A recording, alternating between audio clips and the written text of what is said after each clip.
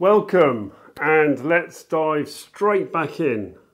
Hopefully you know the script by now and have watched parts 1 and 2 of this brilliant, if not highly disturbing, family court vlog called How to Write a Family Court Statement of Hate with absolutely no need for any evidence whatsoever.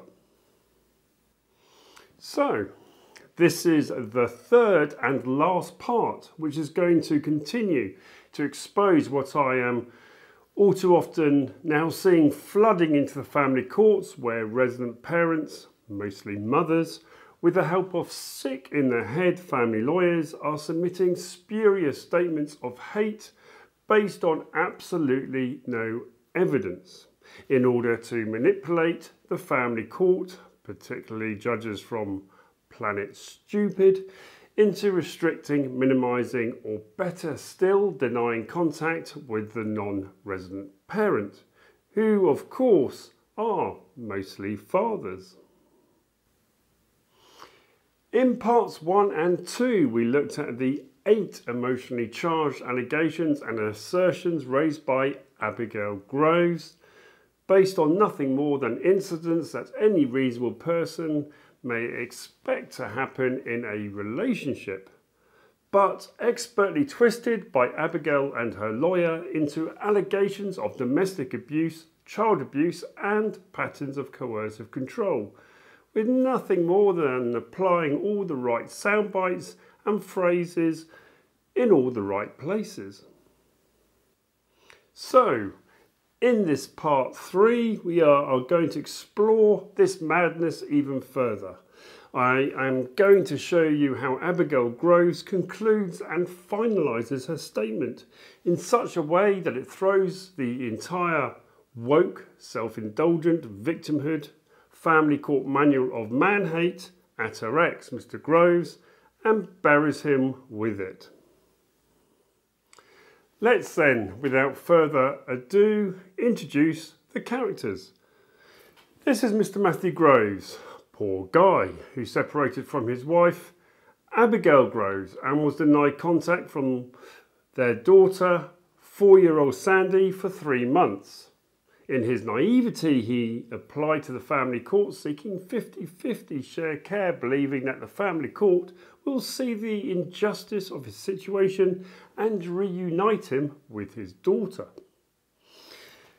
And this is Abigail Groves, motivated by spite, unhinged emotions, and her self-indulgent victimhood based on her truth and hurt feelings, and yes, her sick-in-the-head lawyer, who is only too happy to stir the pot of acrimony and hate for financial gain and has no duty of care to any child. He knows exactly how to throw poor Matthew under the family court bus without any evidence needed whatsoever. Now, this is the point that Abigail and I invite you to download her full and final statement of hate so that you can read along with Phil. You can download this from the link in the description box or by going to philsvlogs.co.uk and look out for this thumbnail link.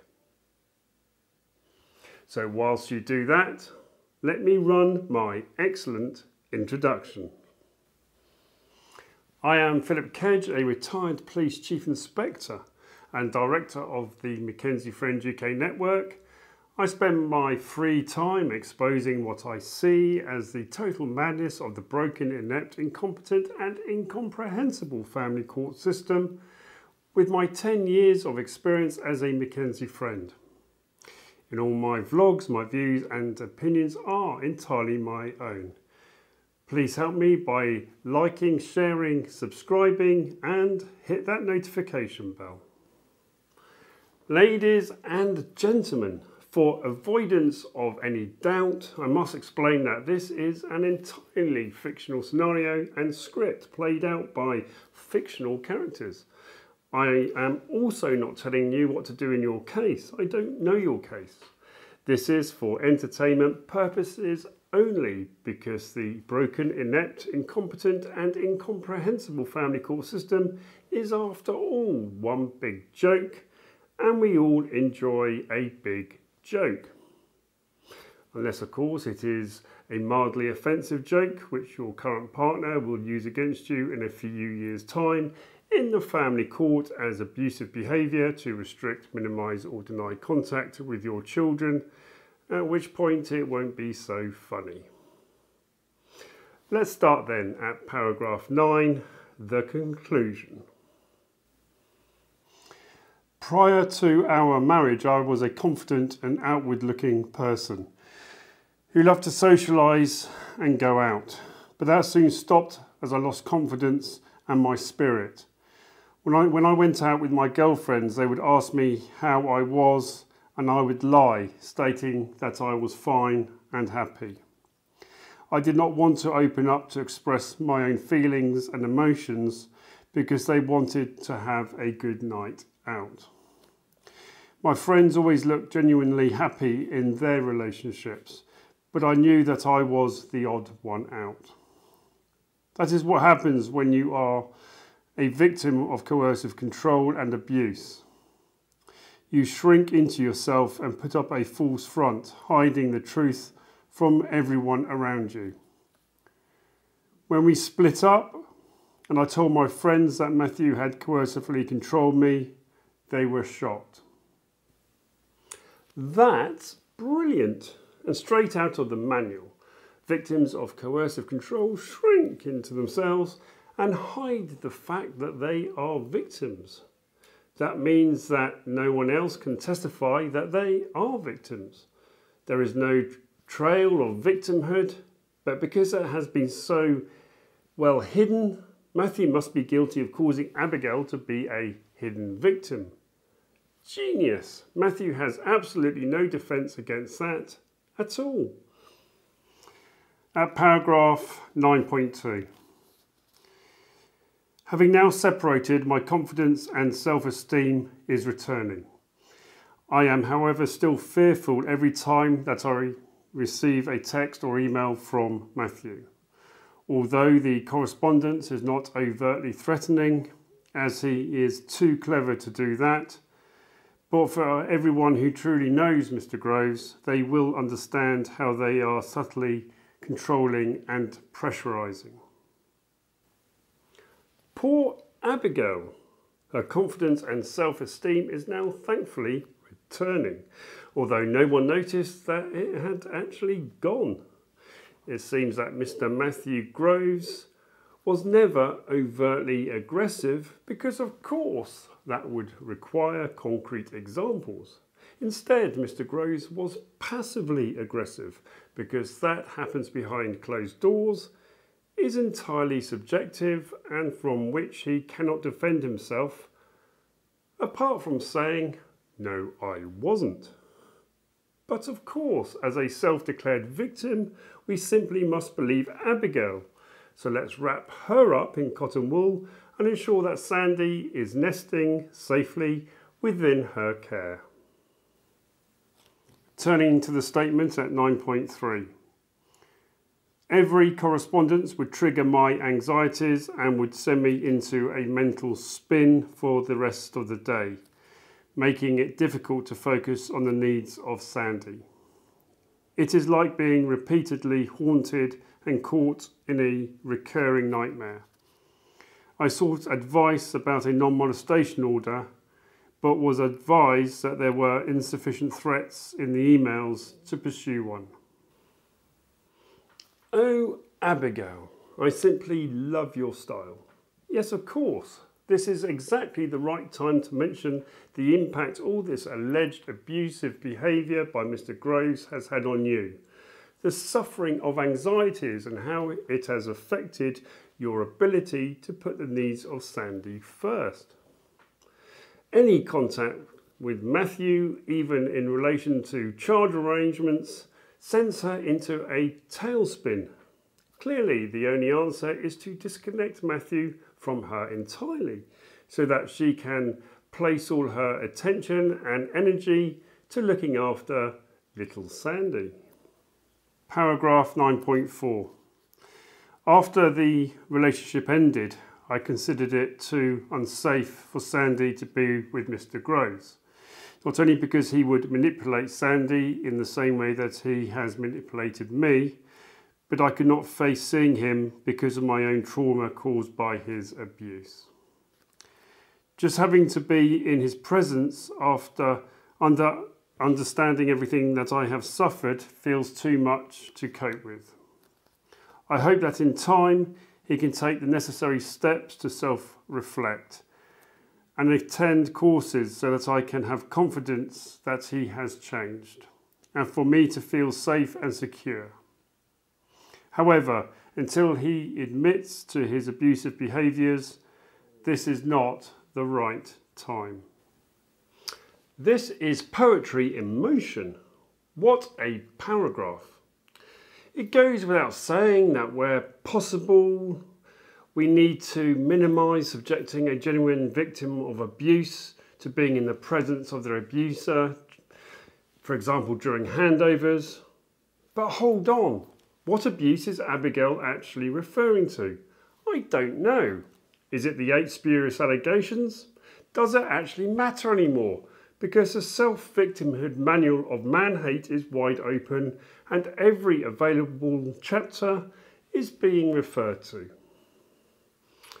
Abigail makes it very clear that she wants Matthew to self-reflect on his behaviour, and in order to prove his intention to change, must attend a course, for example, the Domestic Abuse Perpetrator Programme, before Abigail can have any confidence in safely moving forward. At paragraph 9.5. Matthew has previously questioned my mental health as being overly anxious and paranoid. However, this is just another form of him gaslighting me, making me doubt my own sanity and behaviour. It worked for a long time. I thought that I was a bad mother and bad wife, until I started to realise that I was being oppressed. I felt as if I could do no right. So, Abigail claims to have been anxious and that Matthew has raised questions about her anxieties. By even mentioning her anxieties, Abigail alleges that this is gaslighting her, causing her to feel even more anxious, and starts doubting her own sanity. I think I need a stiff drink to unpick this one. My brain is about to explode. The only person starting to lose their sanity at this point is perhaps myself. I can only imagine the anxieties that Mr. Groves will feel when he receives this statement.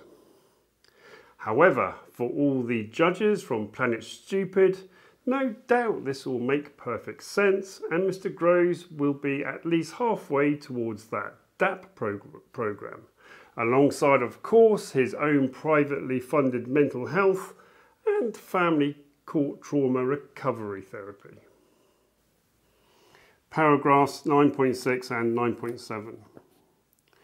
The fact that Matthew has applied for a child arrangements order seeking 50-50 shared care is again a sign of his manipulation and coercive control.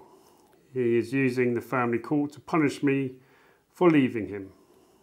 However much he may state that he has a flexibility to manage a 50-50 shared care arrangement, or that he can reduce his hours, the welfare of Sandy is not his motivation or intention.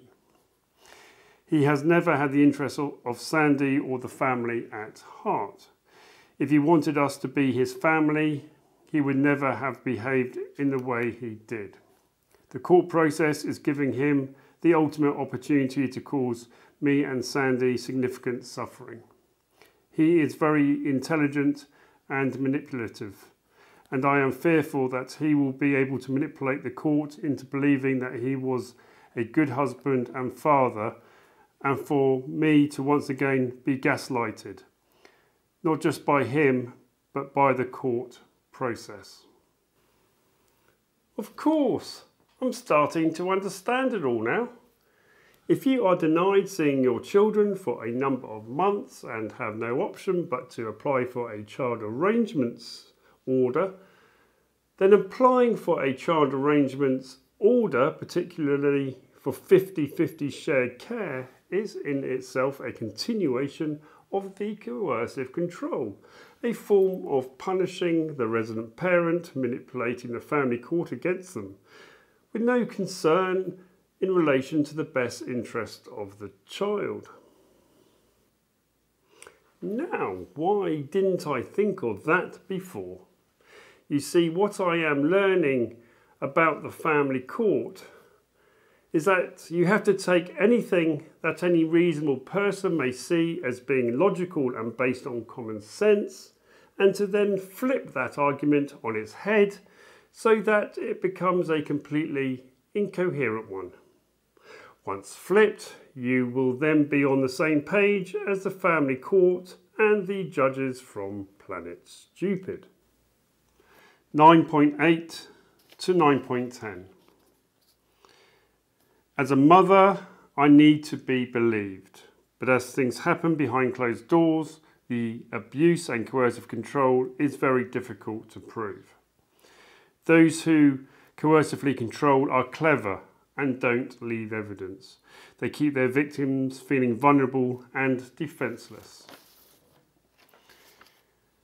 I can't believe that I fell for his charm, but I did, and I feel very disappointed in myself. I feel guilty that I did not do better to protect Sandy. As with all abuse that is psychological, emotional and coercively controlling, it is almost impossible to demonstrate. In many ways, I would have preferred it if he had been violent towards me. At least then, any pain and trauma can be understood and explained with bruises and marks. However, psychological abuse and the subtle nature of coercive control is totally hidden. Just beautiful. Abigail reminds the court that victims have to be believed and that coercive control and emotional abuse is inherently invisible, where there is no evidence. As we know in the family court, proving any allegations based on the balance of probability, that magical target of 51% to get over the line to win. With such a statement of hate, it's like giving Abigail a 3-goal advantage before the kickoff. Paragraph 9.11. Many people ask me why I did not walk away earlier. This demonstrates a naive understanding of a coercively controlling relationship, because when you are in it, being controlled in a way that impacts on your everyday life becomes the norm. You feel so financially and emotionally controlled that you are scared to leave. I was financially controlled because he was the breadwinner, and I was scared that if I left, that I would have to resort to benefits and would not be able to look after Sandy. God help Matthew. He's going to need it. This woke manual of self-indulgent victimhood and man-hate is amazing.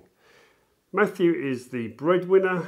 Abigail adopts a role of being at home for Sandy, but on separation turns that into having been trapped because she doesn't earn and couldn't leave, which gives Matthew everyday control and influence over her. Mr. Groves, you are guilty, guilty, guilty. I am not exactly sure what you are guilty of, but that doesn't matter anymore. As far as the judges from Planet Stupid will be concerned, if it sounds as if you are guilty, if they feel that you are guilty and it's convenient to find you guilty, you are going to be guilty. Because that's going to be the safest option for Sandy. We also need to appease Abigail so that she can recover from her self-expressed trauma and will be in a far better position to care for Sandy as the all-empowered resident parent. 9.12. In his C100 application, Matthew accuses me of parental alienation, which is again another tactic of someone who is coercively controlling.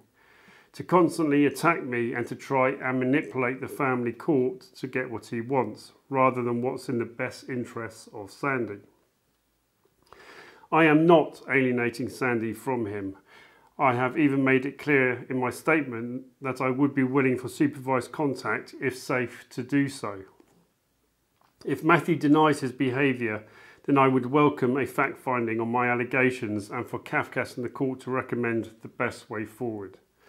Until then, I don't feel that any contact would be appropriate, as I would fear for my safety in terms of handovers, and that Matthew will try and manipulate Sandy, and that until issues are resolved, she would be caught in his conflict.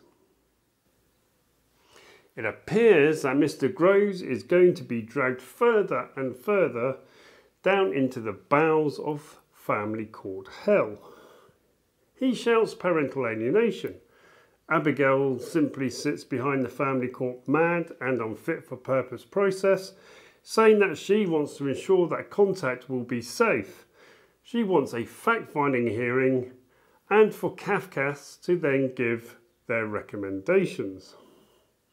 Abigail and her sick-in-the-head family lawyer knows that this process alone could take several months, and during that time contact with Mr. Groves can be minimised, restricted or even denied. I'm not kidding. Non-resident parents, who are mostly fathers, contact me every week caught in this nightmare scenario for 6, 9 or even up to and beyond 12 months. What I am seeing in the family courts and the manipulation of the system quite simply leaves me speechless. Paragraph 9.13. My mother has always supported me, and since we have split up and the truth has come out, she has been there for Sandy and I. She is willing to supervise Mr. Groves with Sandy under a court order and would be available for 1 hour every other weekend. She would allow Matthew to see Sandy at her home or in the local park, which is a short walk from her house. I would not be involved in the handovers. Abigail now brings out her secret weapon again. Her mother, Matthew's mother-in-law, Beatrice. What a play! In the first instance, Abigail is adopting a position that all direct contact should be denied until safe to do so. But just in case there is the slightest possibility that supervised contact may be considered in the interim, she has her mother lined up to step in. And if she is needed, she can of course take notes, feedback all her concerns, keep Matthew under total scrutiny. Think about it. Every conversation monitored, every action observed, every physical contact and loving embrace between Mr. Groves and 4-year-old Sandy, watched by his mother-in-law. What a humiliation. And now the last paragraph. I totally oppose a 50-50 shared care approach. Of course she does. Abigail would rather die in a ditch than have her mummy responsibilities halved. This is war. The gloves are off. It's no holds barred. Who cares about the actual truth? This is about Abigail's truth, to throw Matthew under the family court bus. Abigail has the Domestic Abuse Act of 2021 firmly in her corner, and she is going to use it to its full extent. All she needs now to complete her plan is a judge from Planet Stupid. And let's face it, it seems as if there are quite a few of those around. And it's all going to be plain sailing. That's it, folks. It's time to conclude. It's almost too depressing to continue. So let's end where we started, with the title, How to Write a Statement of Hate Without Any Evidence Needed Whatsoever. Please be in no doubt.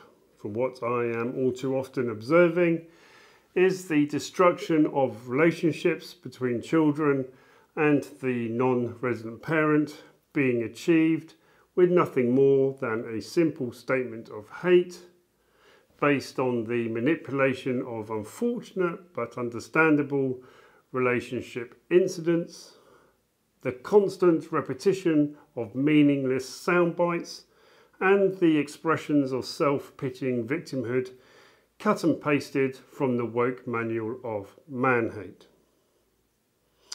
Welcome to the family court. It's quite frankly terrifying. This now concludes this amazing trilogy of vlogs, and I hope they have given you food for thought. If any part of this scenario resonates with you, don't suffer on your own. Please contact us for support today at www.lightnothate.co.uk. Until next time.